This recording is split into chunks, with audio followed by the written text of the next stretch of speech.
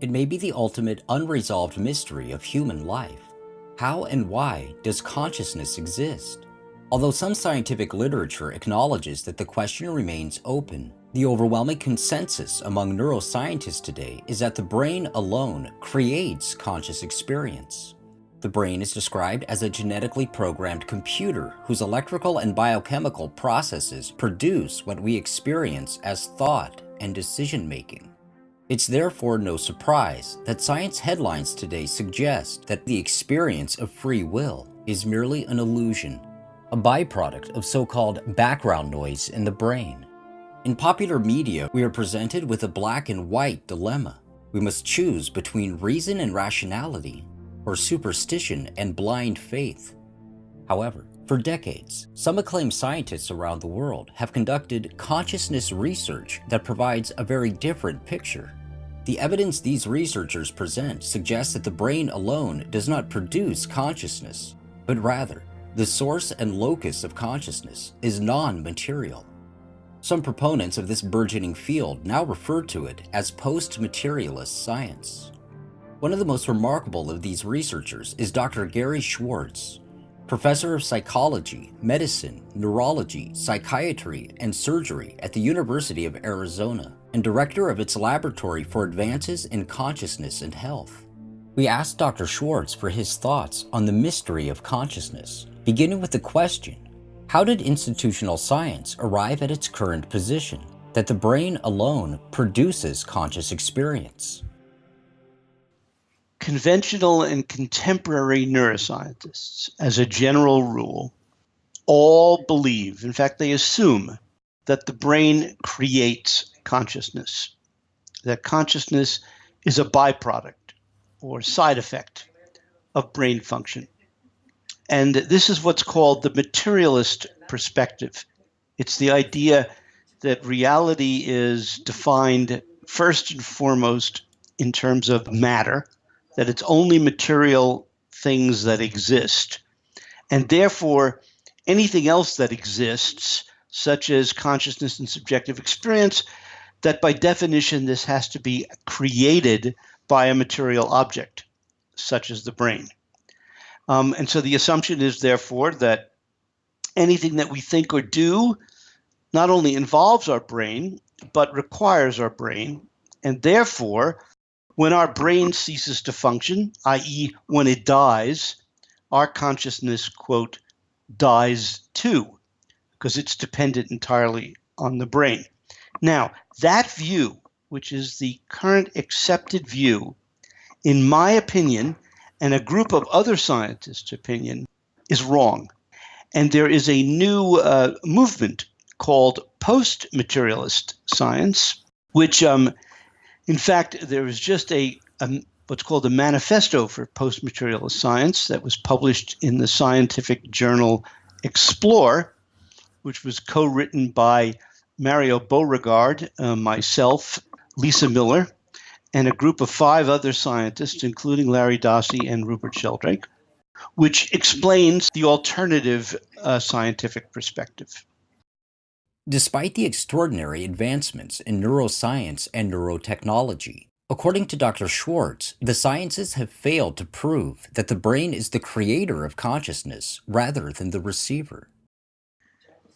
There are hundreds and hundreds of studies in cognitive neuroscience and emotional neuroscience, all of which presume, to quote, prove that mind and emotion are caused by the brain. However, and I would like to explain this, all of those studies, and there are hundreds if not thousands of them, use 3 basic kinds of procedures. And it's important for your listeners to understand it. Those procedures are correlation, stimulation, and ablation. Now, what does that mean in plain English? Correlation means, for example, they'll put electrodes on the occipital cortex. Then they will, let's say, shine a light and show that there's a change in brainwaves, typically a reduction in what's called the alpha frequency, alpha blocking in the back of the head. Moreover, if a person imagines a light, you see a reduction in the alpha frequency in the back of the brain. So the first thing is we observe a correlation. between conscious experience and brain function. Secondly, you could do stimulation. So, for example, you can, if the brain is exposed in surgery, you can literally use electrodes to stimulate the brain, which has been done. Or you can now use external stimulators, so using a magnetism, focused magnetism, to stimulate portions of the brain. And if you stimulate the occipital cortex, people report seeing lights. Also, you can do what's called ablation. Now, typically, we wouldn't do that purposely in humans. You would do that in animals. But there are natural ablations, either due to unfortunate accidents or diseases, strokes, where particular areas of the occipital cortex are damaged. And you will find decrements, or if not blindness, in selective regions of one's visual perception. So those three factors, correlation, stimulation, and ablation, triangulate. They all point to the idea that the brain is creating consciousness. Now, why is that not sufficient to conclude that the brain causes consciousness? And the reason is really very simple. And I actually learned this when I was in high school and then started out my undergraduate education in electrical engineering. Because the same three criteria are used to determine how a television set is working. So, for example, you do correlations. You put an oscilloscope probe on a particular portion of a circuit, and then you look to see if the signals are correlated with what you see on the screen. Then you do stimulation. They're literally electrical stimulators, and you stimulate different parts of the circuit, and you look to see changes that occur in the visual part of the screen or the monitor. And then thirdly, you do ablation, meaning you cut wires or you remove integrated circuits, and you look to see what parts of the signal go away. But you don't conclude from those three procedures that the television set created the signal. We know that the television set is an antenna receiver for the signals. So in other words, although correlation, stimulation, and ablation are consistent with the idea that a TV set or a brain could be creating the signals, it's equally consistent with the idea that a TV set or a brain could be picking up signals from outside the system. And therefore, you need to do additional kinds of research, different methods, to come to the conclusion about whether or not we're dealing with a creator of consciousness or an antenna receiver for consciousness. And that's why the research that I and my colleagues have been doing on mediums, for example, is so important for neuroscience and the brain. Because if the brain was the creator of consciousness, then when a person's brain died, their consciousness would cease, case closed.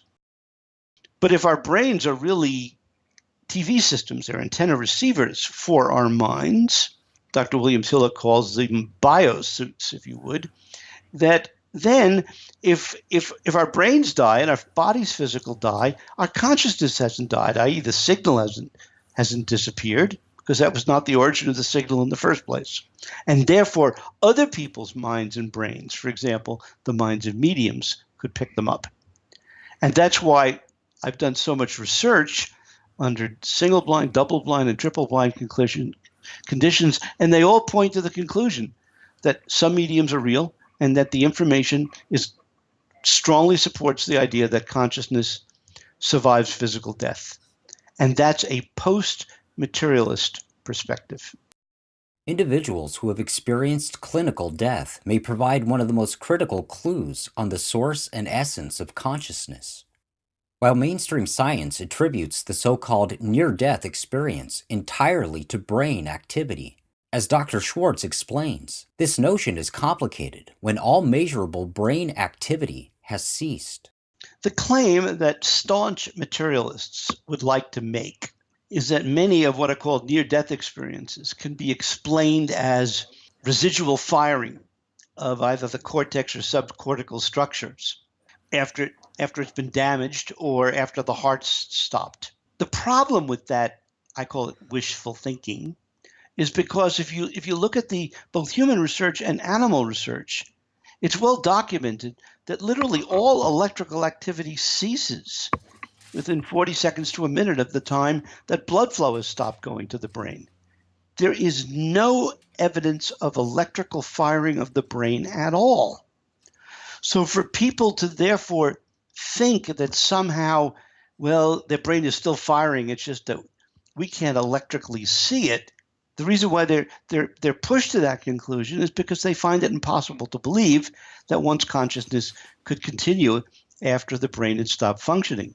That's because they're stuck believing this simple materialist view. Now, those people have not thought through the issue of the fact that neuroscience methods, correlation, stimulation, and ablation, do not prove the conclusion that the brain creates consciousness any more than correlation, stimulation, and ablation would conclude that a television set created the TV signals. They don't understand that core logic. The consensus theories of institutional science tell us that nature and all the universe is purposeless. What is institutional science contributing to humankind and our quest for personal and collective identity and meaning? At a surface level, the material approach to science, if anything, is taking it away. It sees the universe as a material, cold, thoughtless, feelingless, loveless place for which there is no meaning or purpose. It's sort of order that's derived from chance, and it's just one of an infinite number of possible universes. And that our ability to have meaning and to have subjective experiences is really a byproduct or a side effect of the evolution of matter, which is mostly driven by random processes. That view, if anything, robs the cosmos of meaning and purpose. However, when you take a non-materialist approach to all of this, which I and a number of colleagues do, this perspective, instead of taking you away from spirituality, takes you to spirituality. And it allows you to experience and interpret the universe in a very alive, living, conscious, intelligent, creative process. And it leads you to re-examine what we experience as the material world. Now, for the record, I love material. I love the material world. I think that the creation of matter and the capacities of material systems is to be admired and celebrated. And I think that there are principles that material systems show, which actually reveal the deep intentions and meaning to a universal consciousness, a universal mind. So in other words, studying the nature of matter in material systems and living systems tells us something about the mind of the creator, the mind of God. And therefore, it can be very instructive, but we have to reinterpret what we're seeing from this grander framework. So post-materialism does not throw out discoveries in material science, quite the contrary. It celebrates them. But what it does is it says we need to interpret them from a greater reality. So just like quantum physics and relativity theory was a bigger theory and included aspects of, for example, Newtonian physics and Newtonian theory as being a more special, limited case of a grander theory, post-materialist theory will be an expanded vision for which the material model becomes a more limited or special case of the bigger theory.